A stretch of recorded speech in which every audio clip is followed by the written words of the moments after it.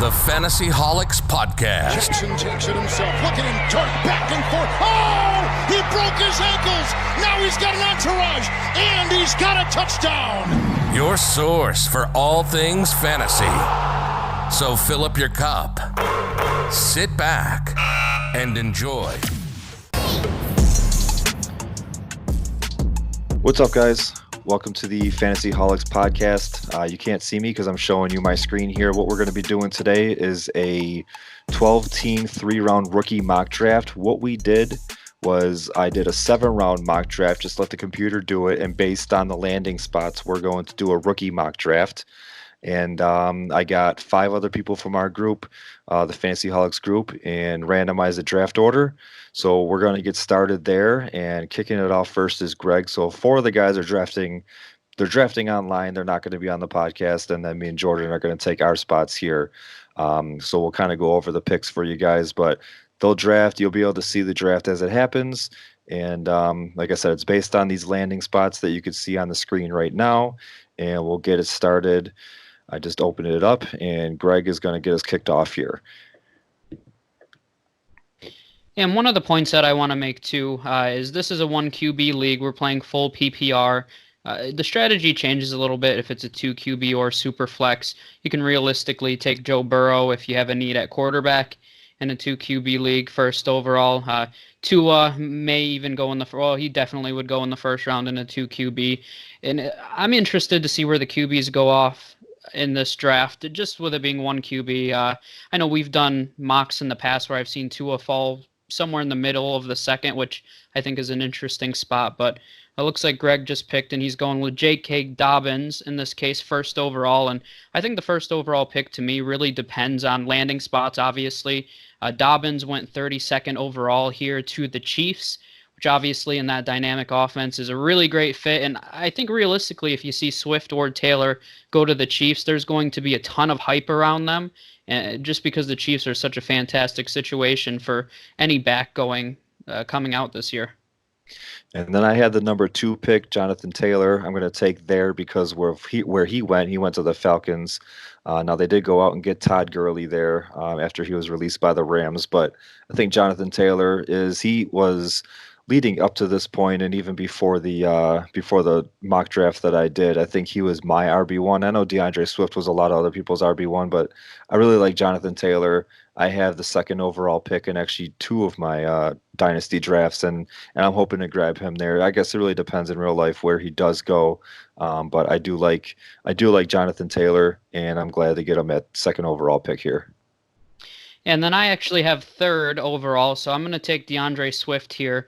And I can tell you, if I had the 3rd pick in a Dynasty draft and I did get DeAndre Swift, I'd be really excited about it. I think he's the most talented back in this class. He has true 3-down potential. It's a little more of a stash. We have him going to the Ravens here at pick 28.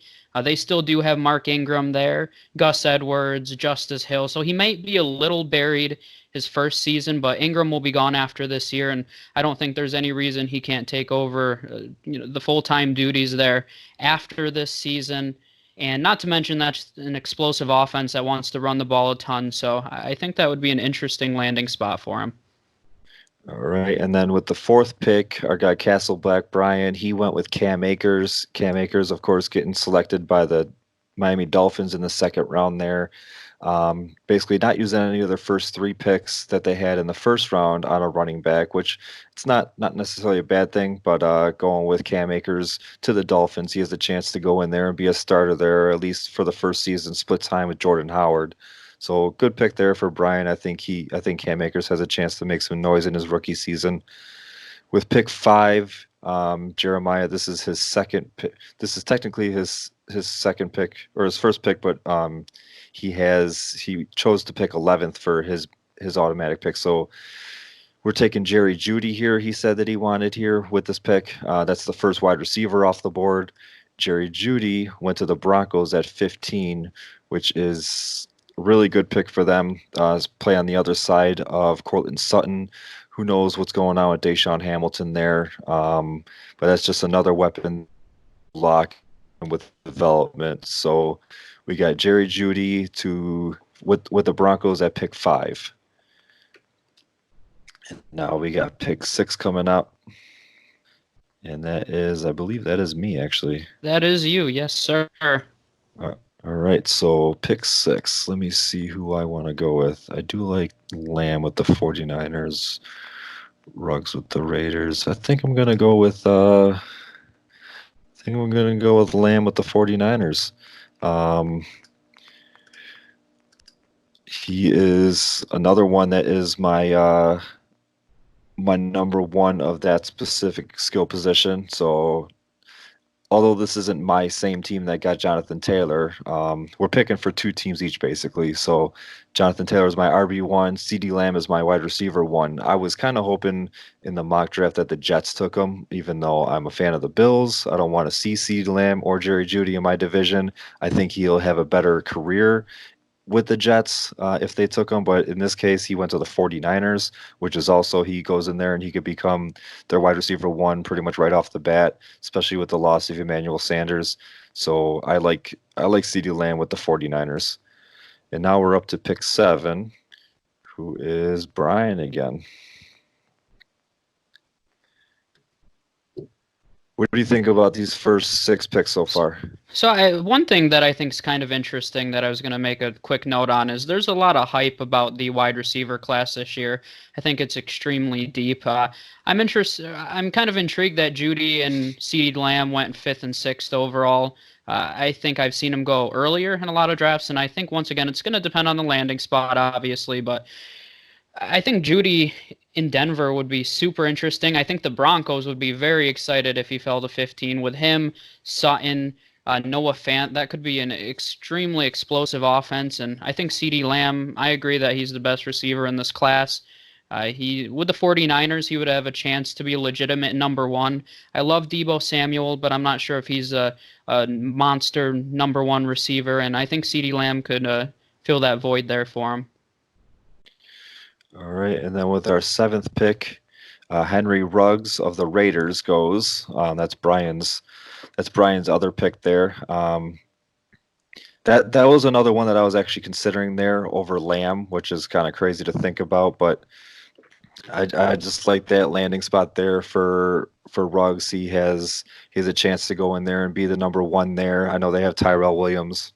I know they got Hunter Renfrow, who at the end of last season started to come on a little bit, but Henry Ruggs, he's the guy that was actually drafted a lot or mocked a lot to Denver. I'm surprised, like that could have really been flip flop there. Jerry Jeudy going to the Raiders and Henry Ruggs going to the Broncos, but they're going to be battling with each other in the division for years to come. It looks like. And then I'll let you take number 9 here. Yep, number 9, we have my man, the Fresh Prince of Hell-Air, which I am trademarking that nickname for him. I'm going to be his manager. We have Clyde Edwards-Helaire, who landed in Buffalo with pick number 54. I like Edwards-Helaire a lot. I don't think that's a fantastic landing spot for him. I think his skill set might clash with Devin Singletary a little bit. Both smaller backs. Helaire has a little more weight on him, but I think it'd be interesting. I think that'd be more of a timeshare, so I wouldn't be really excited about that landing spot. But if he's given an opportunity and he lands with the Falcons, Chiefs later in the draft, even the Dolphins, the Buccaneers, I think would be a fantastic landing spot for him. I think he'd have a better opportunity, but I think Buffalo would be not the most ideal fit for fantasy purposes. Yeah, especially with Devin Singletary there. I do agree with that. With number 9 there, Eric went with Eno Benjamin. I forgot where he went. I got it right here. He went to the Bucks, so that's a good landing spot for him. Yeah. He has a chance to go in there and be the number 1. I know they got Ronald Jones there, but he is who knows what's going on with him. He just can't seem to find the field. Justin Jefferson went right after him to pick 10. Justin Jefferson, another favorite of mine. He went to the Patriots at pick 10. Or he went to the Patriots at pick 23 at the rookie draft, pick 10. He got him there. Jeremiah grabbed Zach Moss with pick 11, who went to the Redskins. Another situation where it's a little tricky one here. I think it's a good pick. Not to knock the pick at all, but they got Darius Geis there. They got Adrian Peterson, who just doesn't seem to age at all. So who knows? I mean, it might be a three-headed monster. Could be something where one of those guys is pushed out. We'll see what happens there. But it's a good pick. He could be the guy of the future there. First round pick. I don't know. I don't know what your thoughts are on it, but I believe you're up for the turn here. Yeah, yep, and we're doing Snake, correct?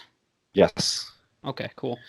So yeah, I mean, I agree with Zach Moss. I think if he landed in a better spot, I think that he's a good fit with Detroit, and I've seen him mocked there a few times. I think he could pair pretty well with Kirian. Although if you're a Kirian owner in a dynasty format, you might not love that. Same with Justin Jefferson. I don't know if the Patriots are the greatest landing spot, but I think he's talented enough to go in the first round in a dynasty league. And this spot, so it's kind of interesting, especially if it's Snake. I'm going to take Joe Burrow with one of them.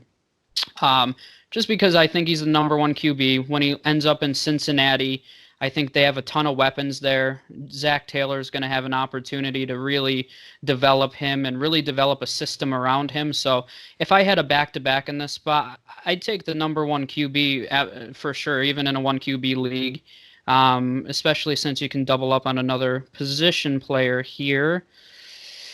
And I've been going back and forth here. I think I'm going to go with Mims here. He landed in Minnesota in this mock draft, replacing Stephon Diggs. He was picked 25 to the Vikings.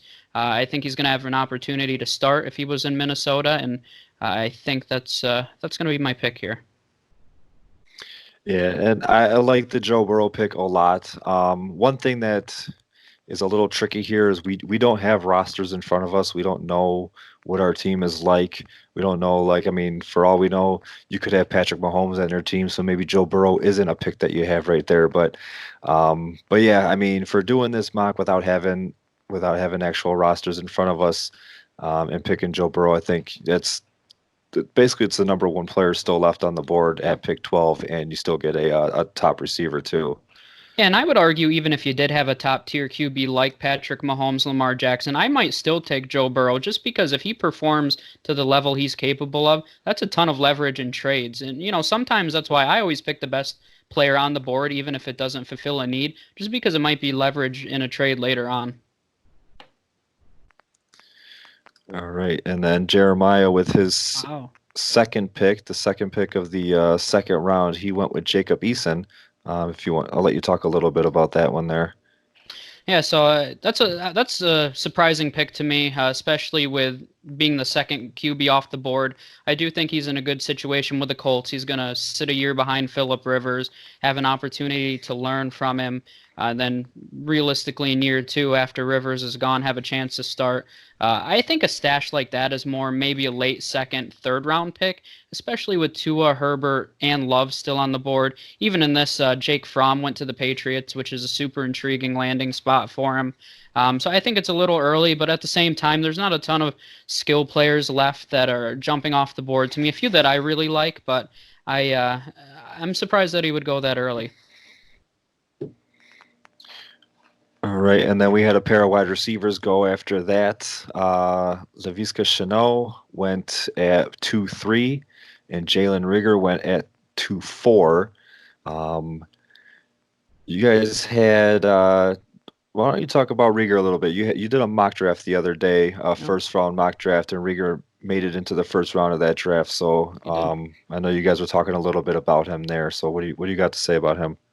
Yeah, no, I think that whoever the Packers take are going to be in a tremendous situation.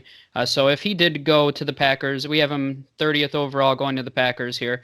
If he's the number 2 guy behind Devontae Adams, that's a fantastic spot in that offense. They really rotated through a ton of receivers with Valdez-Scantling, Alan Lazard, Geronimo Allison, you name it. They went through quite a few. So I really think they're looking for that number 2 guy behind Devontae Adams. So I think that's a fantastic landing spot for him.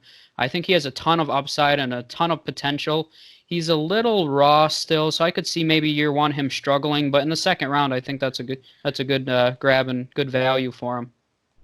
All right, and then the one pick before that, like I said, I just wanted you to get Rigger out of the way. But Shenault, he went at 2-3. He was drafted by the Colts.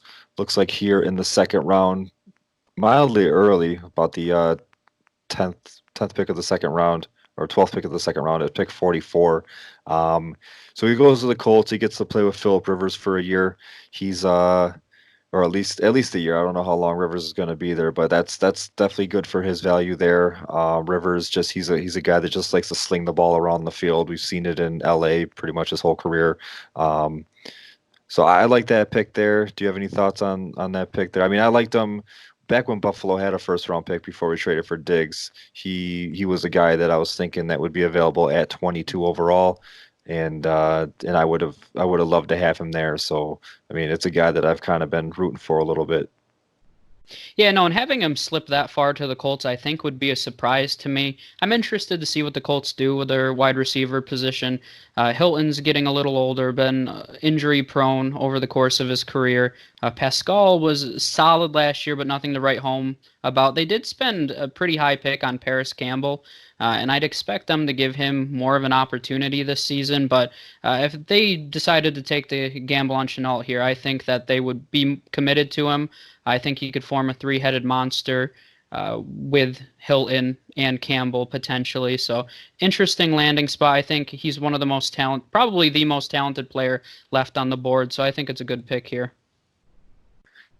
All right, then excuse me. And then the next pick after Rieger was Brandon. I'm going to butcher his last name. Ayuk. Ayuk, yes, I don't yeah, know. something like that. He ended up going to a team that has another gunslinger there with Drew Brees. He went to the Saints in the third round there. It's another one. I did a couple mock drafts, and I actually had him going a little bit higher. I like him in Dallas. I like him in Chicago. Ended up going to the Saints, which is probably the best of those three. And he gets to play with Drew Brees. I know they just went out and got Emmanuel Sanders, and they have the number one wide receiver in the league already in Michael Thomas. But yeah, it's a good spot for him. I mean, any rookie that goes to any of these teams with these quarterbacks who just love to throw the ball over the field for 4,500, 5,000 yard passes, it's a dream come true. I mean, these guys would be happy to be drafted anywhere, but to play with Drew Brees for his last couple of seasons would be awesome. And speaking of the Bears, I am up, and I'm going to take T. Higgins, who ended up going to the Bears. So that you were eyeing him up. Yeah, I like T. Higgins a lot. I was actually eyeing up Tua, but hopefully in the third round. He ended up going a pick before T. Higgins. So the guy that picked Henry Ruggs ended up going with Tua, who ended up getting drafted by the Dolphins, which really isn't a surprise there. Maybe he won't start in the first year. If he does, maybe it'll be later on in the year. They still have Fitzpatrick there. Who knows what's going on with Rosen? But if they take Tua, especially if you take him at 5th overall in the NFL draft, you're playing him. So he's the quarterback of the future. It's a good pick. Who knows? Who knows when he gets his first chance? But this is basically a dynasty draft, so we're not drafting for just his first year here. And who knows? I mean, it's possible that the Bears are terrible enough where they have a chance to get Trevor Lawrence, and maybe he'll be reunited with T. Higgins. Yeah, that's. I was actually talking about that with somebody earlier today. Somebody asked the question, which 3 or 4 teams are basically in the running for Trevor Lawrence next year, and the Bears was one of my answers. So that would be nice to pair him up right there. Right after T. Higgins at 2.7, 2.8 went A.J. Dillon. He went to the Jets, so sitting there behind Le'Veon Bell. Not a bad pick for them, not a bad pick for him. Been talk of Le'Veon getting traded, so who knows? I mean, A.J. Dillon could end up being the leader of that backfield before we even know it. Yeah, and not to mention, Bell's had a ton of touches over the course of his career, so I wouldn't be shocked if he started to have some injury concerns or just wasn't able to shoulder as heavy of a load. So I definitely think the Jets are going to be targeting a running back at some point, and whoever that is, I think is going to have some value in dynasty leagues. All right, and then looks like you are up for your second pick for the team that picked DeAndre Swift. Oh, we had Peoples-Jones just go. All right. Well, there goes that. Donovan Peoples-Jones went the pick before me here. He's with the Ravens, which I think is a good landing spot. People talk extensively about how dynamic the Ravens offense was, but they're still really missing a dominant wide receiver in that with that team. I love Hollywood Brown. I think he has a ton of potential, but I still think they're looking for that big wide receiver number one. And I think Donovan Peoples-Jones would at least have an opportunity to get some targets with the Ravens. So I think that's a good spot for him. Oh, let's see. I don't love a lot of these. So what I'm thinking right now, I don't love a lot of the landing spots for these running backs. I'm looking at Antonio Gibson landing with the Browns, Hunt and Chubb there already. Anthony McFarland with the Seahawks. I've never been a Chris Carson believer, but you can't deny his production. They spent a first-round pick on Rashad Penny. So I'm not really thrilled with any of the running backs here. So I think I'm going to go with Michael Pittman, who landed with the Jets. Pittman's a big-bodied receiver. I think he went with the 68th overall pick, and I think he's one of those mid-round receivers that has a ton of potential to perform really well, no matter where he goes. But with the Jets specifically, they don't have a ton of targets or wide receivers right now. They have Brashad Perriman and Quincy Enunwa, Jamison Crowder in the slot, but I think Pittman would have an opportunity to start there fairly quickly, so I'm going to take him here.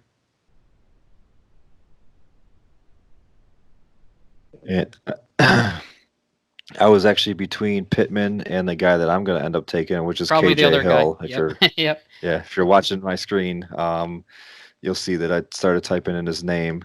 Do you need me to put Pittman in there for you? I got it. I got it. All right, so I already did it. So I was between Pittman and Hill. I like both of their landing spots. I think that the Jets. I would have thought that the Jets would have addressed wide receiver a little earlier than what they did. But having Michael Pittman, I think they drafted another one later on in the draft too. So, or maybe that was another draft they did. Nope, they didn't. So I mean, I don't think this is what they do in real life. So that's kind of crazy that their first wide receiver that they take is Pittman. That's why I'm thinking that they go either Lamb or Judy in the first round. But based on where he landed in this draft, I think Pittman is a good pick. And then I think KJ Hill kind of in almost the same situation. I mean, both wide receiver needy teams.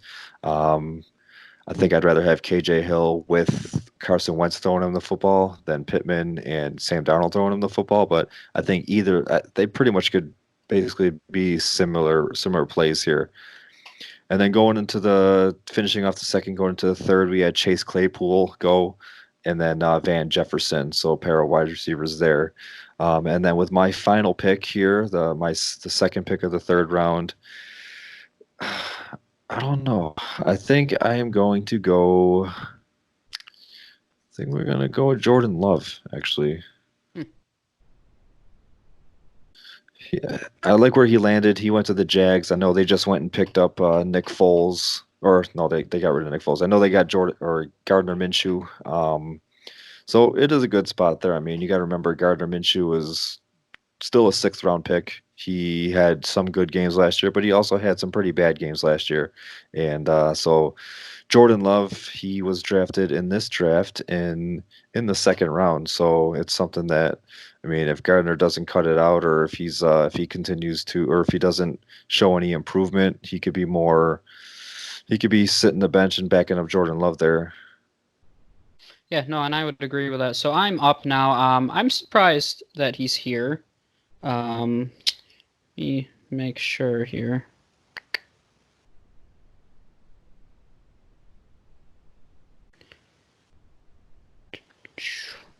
There's going to be a lot of people in Minshew Mania that are mad at you. All 17 of their fans? Yeah. No, I think there's at least 18. There's got to be. So I'm going to take Justin Herbert here. More of a, if the Chargers take him sixth overall, number one, they've said they're committed to Tyrod Taylor, but if you take Justin Herbert number 6, I wouldn't be surprised if he started. Justin Herbert has a ton of potential. I think the Chargers do have some weapons, and if I grabbed him in the third round, I'd be pretty content with that. And what a giant brain fart by me. I thought he was gone already, and that's probably why you double-checked him. Yeah, that's why I was double-checking. I was like, oh, you're taking Jordan Love. I'll take Justin Herbert. All right. So after Justin Herbert, we had Anthony McFarlane go, who you already had mentioned. He was drafted by the Seahawks in this mock here, and then so I mean it's a decent spot. They do love to run the ball. There's just a couple. There's just so much in front of him. Chris Carson is there. Rashad Penny's there. But I mean, based on like just even last year, they went through running backs like crazy. The year before that, they went through running backs like crazy. So maybe he gets his chance. Maybe he turns some heads. The next pick after that was Jake Fromm. I forgot where he ended up going. There's a couple good Patriots. spots that's exactly where that's where I actually think that he should go. So that's a great spot for him there. Personally, I don't want to see it being a Bills fan, but the Patriots I think are a perfect spot for a guy like Jake Fromm, and then he was drafted at 3-5 in this draft. Next up is me.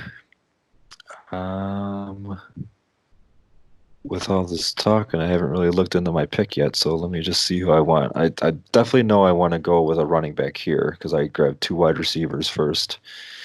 I think I'm gonna go with a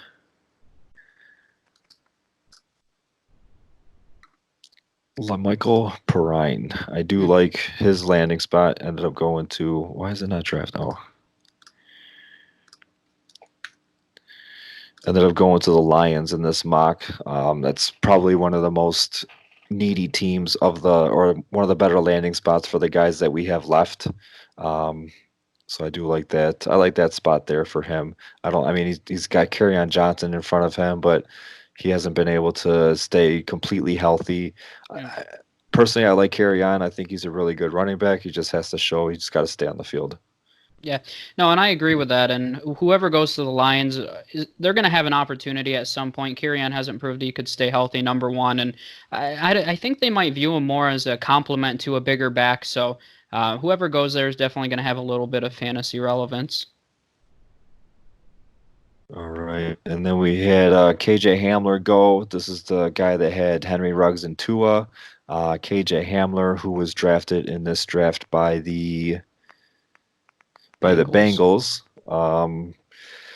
He's got some people in front of him there. He's got AJ Green, who was franchised. They got Tyler Boyd, who had a really good year last year. They have John Ross, who at the beginning of the year was kind of came out, and then he got hurt. So he's got some targets to fight for. But I mean, who knows with the second year head coach there with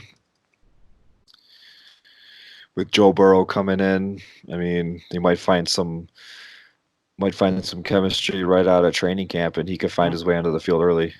Yeah, and I think that's a position where that's more of a stash. And when you're in the third round of a dynasty league, there's nothing wrong with taking a guy who you think has a ton of talent. Realistically, AJ Green will probably be gone at some point. Tyler Boyd has shown he can be, I don't know if a number one receiver, but a really good number two. John Ross has had a ton of injuries previously, so he might get an opportunity. And if you like the guy's talent, I think that's a spot where you take him. There we go, and there's the tight ends.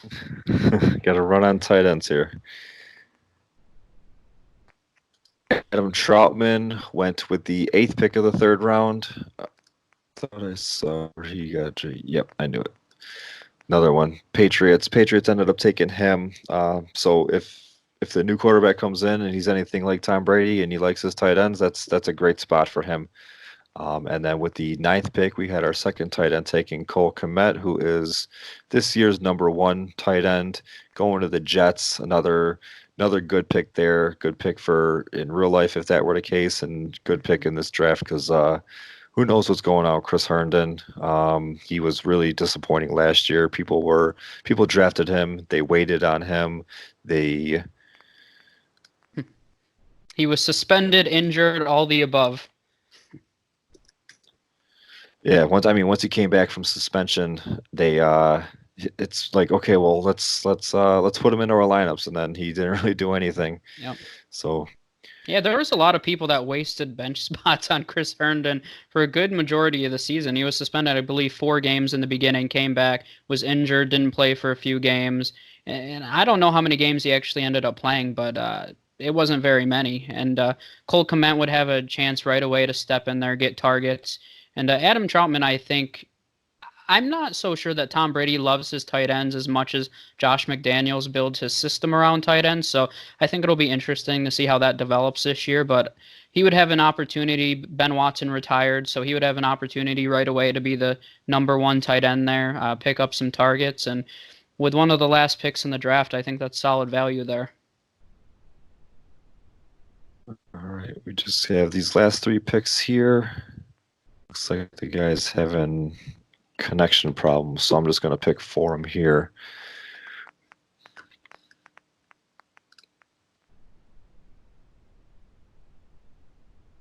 He was looking at Chase Claypool, so we're going to give him another wide receiver. Looks like Lynn Bowden went to a good spot, went to the Jaguars, has a chance to make some noise there. So we'll give him Bowden and move on with the draft. All right, Jeremiah is up for 1, and then you got the final pick, and then we'll recap, and that'll be this pod. Love me, Mr. Irrelevant. Bowden. Yeah, and I like the Jaguars' offense a lot this year. So actually was telling you this earlier. That was one of my bold predictions, was Gardner Minshew finishing as a top 12 quarterback. And I think if he plays the whole season, that there's actually more potential for that to happen than people realize. Jay Gruden's the offensive coordinator there this season. And when he's had a quarterback that's played an entire year, they always finish high as far as fantasy points are concerned. Real life, maybe he's not the greatest coach, but his offense tailors to quarterbacks, and he likes to throw the ball around. So I actually like that offense a lot, and if they do end up going with a wide receiver, I think they would have a ton of potential. All right, and then right before the last pick here, Bryson Hopkins went with the 11th pick of the 3rd round.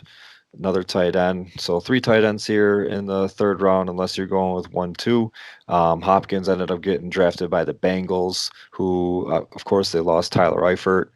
They still have CJ Uzoma there, but Hopkins could come in, compete for some snaps there, maybe have a decent year in his rookie year, but eventually, I mean, of course, if they draft Joe Burrow, kind of grow with Joe Burrow and kind of be a safety blanket. So tight end is a rookie quarterback's and an early season quarterback's best friend. So we'll see what happens there. And Bryson Hopkins, I think, is a good pick for the Bengals and in this specific draft here.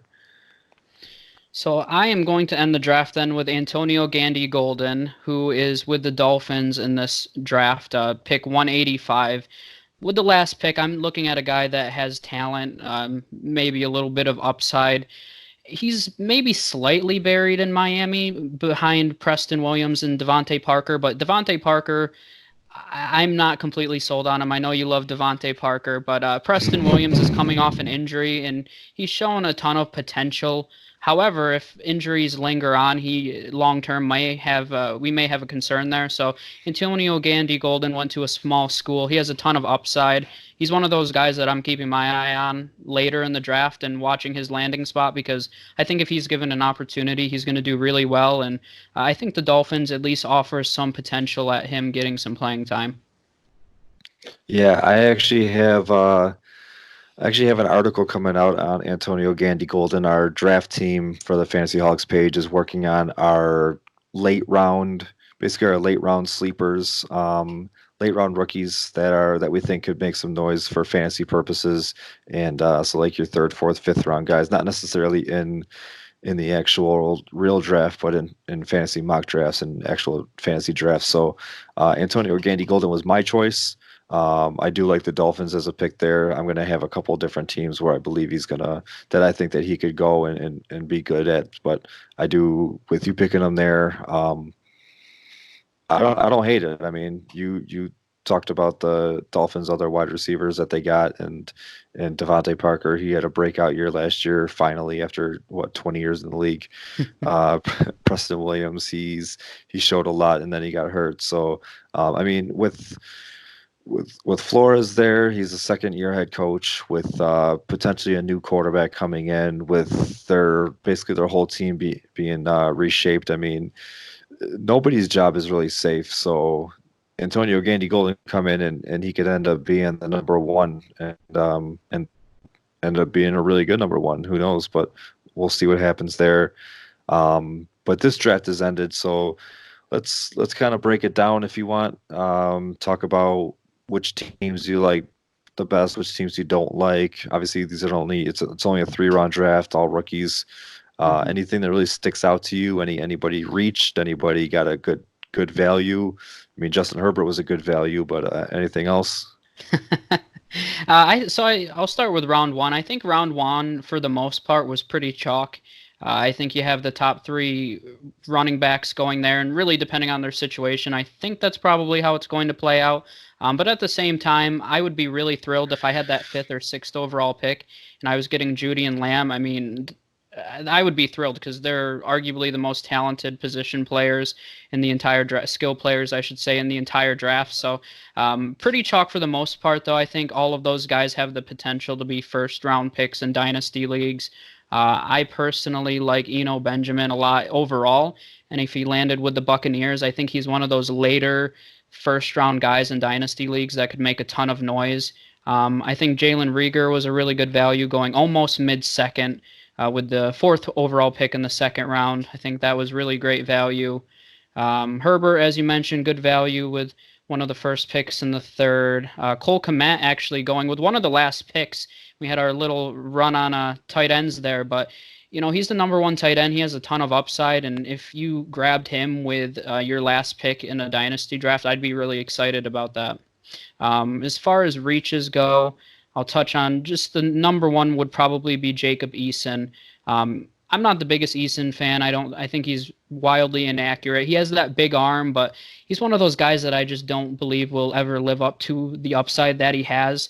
I mean, if you believe in him in a 2 QB league, I think that would make a lot more sense. But in this case, I think it's really hard, especially when you had Reagor on the board, Tua, Love, Herbert, several wide receivers that were in good spots, good landing spots.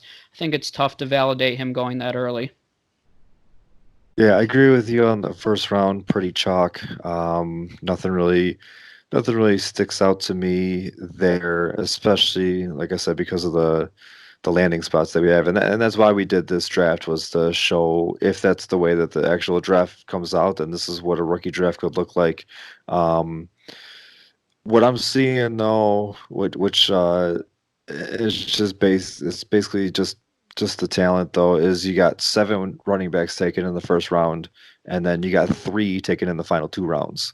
So it's like if you're I mean, this is the same case for every year. I mean, the year Barkley was drafted, he was the number 1 rookie pick. The year McCaffrey was drafted, he was most likely the number 1 rookie pick, and you got that little run on running backs in the first round. But if you're running back needy, you want to take them. Obviously, you want to take them early. But if you have a later pick or something like that, try to trade up into the first 4, first 5.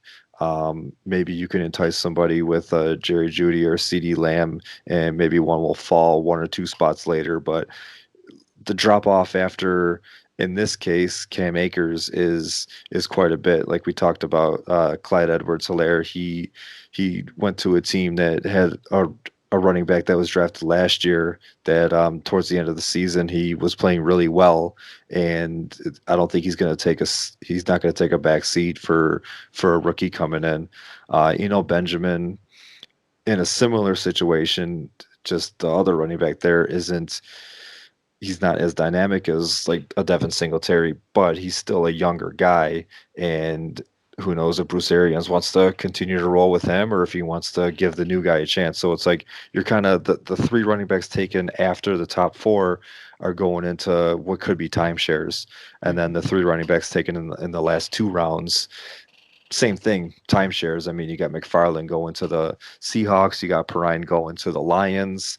Forgot where AJ Dillon went. I don't have the screen in front of me anymore, but The Jets. The Jets. Okay, so you got him behind Le'Veon Bell. So it's, if you got one of those first 4 picks, and again, it all depends on how the real draft turns out, but this is pretty close to what it's going to look like. I mean, maybe Taylor goes to the Chiefs or Swift goes to the Chiefs, but you're still looking at the running back needy teams are going to be drafting those running backs.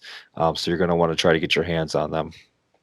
Yeah, and I think you touched on it a little bit, but I think it's really important to go into a dynasty draft with a strategy. So if you're in that 7, 8, 9 range and you're thinking, okay, I really need a running back, I'm a little weak at running back, it's important to know going in that you're going to be looking at Edwards-Helaire, Eno Benjamin, those top guys that are going to most likely be bell cows if they land in the right spot. If you need one of those guys, you really have to strategize, try to trade up, and really understand the needs of your team and really understand the class as a whole. And then last thing that we'll talk about, wide receivers here. I mean, if you follow any part of the draft at all or watch NFL Network or anything like that, you know that this is a really deep wide receiver class. You can see just based on our mock draft here that we got, just without doing quick count or quick math, there's about 15 receivers taken off the board here. And it's for the most part, and I'll bring up the other screen here, they all went to wide receiver needy teams. You don't really have anybody none of the guys that were drafted are really on a team where they're not going to be used pretty much on a weekly basis. Now, I'm not saying all these guys are going to come in and demand 10, 15 targets a game, get you 100 yards and 2 touchdowns, but for the most part, they're all going to see the field. T. Higgins, even with the Bears, he could be a number 1, number 2 there. Well, number 2 behind Allen Robinson. Jalen Reagor going to the Packers. The only move that they made in free agency was Devin Funchess, so he could come in there and take his job right out of training camp.